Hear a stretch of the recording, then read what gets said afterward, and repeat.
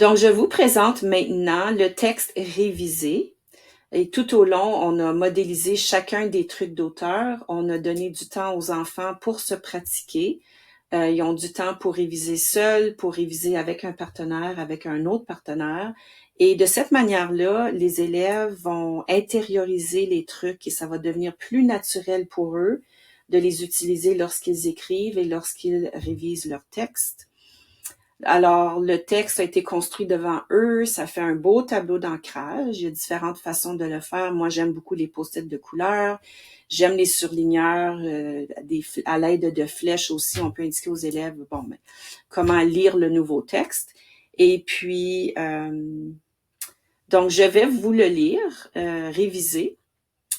Lily et Thomas ont grimpé dans le vieux grenier de leur grand-mère. Ils ont vu plein de vieilles affaires comme des meubles tout poussiéreux qui semblaient vouloir nous dévoiler des secrets du passé et des tas de boîtes empilées. Lily a trouvé une grosse boîte avec des toiles d'araignée partout.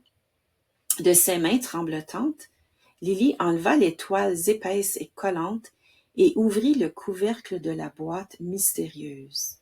À l'intérieur, il y avait un vieux mannequin bizarre avec une perruque qui ressemblait à un nid d'oiseau.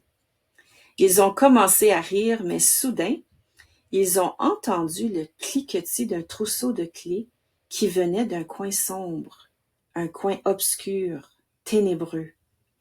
Une ombre a surgi près de la fenêtre. Les poils de la nuque de Lily se sont dressés et ses mains sont devenues moites. Curieux, ils ont découvert une petite porte cachée derrière des vieilles piles de livres. « Crois-tu qu'elle est verrouillée? » chuchote Thomas dans l'oreille de Lily. Alors, le texte n'est pas terminé, mais il sert d'extrait pour justement s'assurer que les élèves ont toujours à la vue les trucs qu'ils ont appris et vont sûrement s'en servir et les intégrer dans leur texte. C'est ce qu'on espère. Merci.